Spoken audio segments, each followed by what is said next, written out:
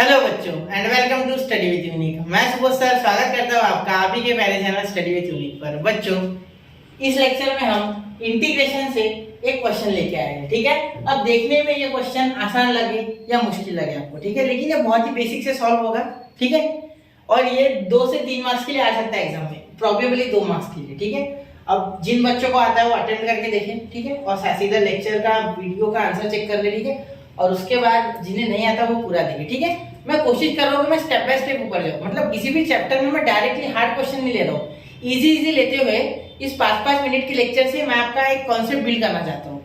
बचे हुए कम दिनों में ज्यादा से ज्यादा कॉन्सेप्ट सीखने हैं, तो ऐसी होगी बिल्ड, ठीक है। फिर सिर्फ आपको इतना है क्वेश्चंस खुद से लगाने हैं, ठीक है। और अगर नहीं लगते तो पिछले लेक्चर है 1-1 घंटे के, उसमें आप देख सकते हो, ठीक है। उसमें मैंने टेक्स्ट बुक के सारे क्वेश्चन कराए हैं, ठीक है। चलिए तो देखिए ये अब यहाँ इस क्वेश्चन को जब हम अटेम्प्ट करेंगे तो यहाँ integration i is equal to integration of 3 का पावर x माइनस 4 का पावर x अपॉन 5 का पावर x dx कुछ ऐसा है, ठीक है। तो सबसे पहले यहाँ लगेगा लॉ ऑफ इंडाइसिस। उससे भी पहले हम इस 5 का पावर x को अलग अलग बांट देंगे दोनों में। तो इंटीग्रेशन 3 का पावर x अपॉन 5 का पावर x dx कर देंगे माइनस इंटीग्रेशन 4 का पावर x अपॉन 5 का पावर x dx, ठीक है। माइनस आ जाएगा तो इंटीग्रेशन अलग अलग लग जाएगा, ठीक है।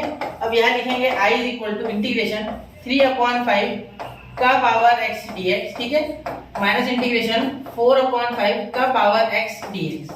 क्योंकि हमने पढ़ा है लॉ ऑफ इंडाइसिस में a का पावर b का पावर अगर सेम होता है तो a upon b whole bracket का सेम पावर दिया जा सकता है, ठीक है। चलिए ये एक कॉन्सेप्ट हो गया, ये छोटे छोटे कॉन्सेप्ट पकड़ने, ठीक है। फिर उसके बाद देखो d dx ऑफ हम लिख देंगे a का पावर x, इसका जो पहले मैं आपको डिफरेंशिएशन का फॉर्मूला ही बताना चाहता हूँ इसमें, ठीक है। आपको याद होगा d dx ऑफ a का पावर x क्या होता है, a का power x log of a, ठीक है, बिल्कुल। तो ऐसे ही इंटीग्रेशन में a का पावर x का इंटीग्रेशन क्या होता है, ठीक है। यहाँ हो जाएगा a का power x upon log a, ये होता है इसका इंटीग्रेशन और ये होता है इसका डिफरेंशिएशन। दोनों फॉर्मूले याद होंगे तो ज्यादा बेटर है, ठीक है। अगर ये याद नहीं रहता फिलहाल इस क्वेश्चन के लिए तो भी चलेगा, ठीक है। बहुत से बच्चे इसमें कंफ्यूज रहते हैं इस फॉर्मूला में, ठीक है। कुछ नहीं, वैसे के वैसे ऊपर लिख देना है, फिर नीचे लॉग है, ठीक है। मतलब यहाँ एक होना है, यहाँ 3/5 और यहाँ 4/5, ठीक है। चलिए तो इसके कारण ही बच्चे यहाँ चूक करेंगे फॉर्मूला में, और कुछ नहीं। अगर 1-2 बार प्रैक्टिस कर लोगे तो याद हो जाएगा, ठीक है। चलिए तो देखिए इंटीग्रेशन ऑफ 3 अपॉन 5 का पावर x, यानी क्या बोल रहा है 3 अपॉन 5 का पावर x, तो वैसे का वैसा रहेगा, ठीक है। साथ में नीचे log a यानी log ऑफ 3/5, log ऑफ 3/5, ठीक है। बीच में क्या है बेटा माइनस, यहाँ a क्या है 4/5, तो 4/5 का पावर 4/5 का power x upon log of 4/5, log of 4/5, ठीक है। यहाँ तक समझ गए, ठीक है।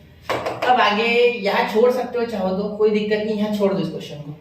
लेकिन अगर आपको आगे करना है तो आप इतना कर सकते हो, मैं ज्यादा डीप में नहीं करूंगा इसको, ठीक है, सिर्फ ऊपर से कर रहा हूँ। log ऑफ 3 का पावर x, ठीक है, और यहाँ अपॉन में लिख सकते हो आप, ये इसे ऊपर लिखेंगे तो नहीं छोड़ो, ऐसे छोड़ो इसको, ठीक है। यहाँ चाहो तो आप लिख सकते हो log 3 माइनस log 5, लेकिन कौन करे एक्सपांड, है ना, इसे भी कर सकते हो माइनस 4/5 का power x upon log 4 minus log का 5, ठीक है। ये भी आप लिख सकते हो, ये भी एक आंसर हो सकता है, ठीक है, क्योंकि log a upon b log a minus b होता है। यहाँ लिख दूं क्या log a by b is equal to log a minus log b, ठीक है। चलिए प्रॉपर्टी आनी चाहिए बेसिक, ठीक है। तो ये क्वेश्चन था बेटा, ऐसे और 1-2 क्वेश्चन करके देखो, यहाँ 2 ले लो, यहाँ 6 ले लो, यहाँ 4 ले लो, कुछ नहीं होगा। अलग अलग नंबर लेके 1-2 करके देखो, आ जाएगा, ठीक है। क्वेश्चन हलवा है एक्चुअली, मैंने जानबूझ के डाला है कि अगर आपको यहाँ मुझे बेसिक्स आपको रिवाइज कराने थे, इस हिसाब से मैंने क्वेश्चन दिया, ठीक है। ये कुछ ये छोड़ो, ये कब आया, ये इस पेपर में आया, उस पेपर में, उससे कोई लेना देना नहीं है। फिलहाल मुझे आपको ये रिवाइज कराना था, ये बेसिक्स, बहुत से बच्चे भूल जाते हैं इसलिए, ठीक है। तो चलिए नोट कीजिए 1, 2 एंड 3। तो ठीक है बच्चों, मिलते हैं अगले लेक्चर में एक नए क्वेश्चन के साथ। पढ़ते रहे, आगे बढ़ते रहे। जय हिंद, जय भारत।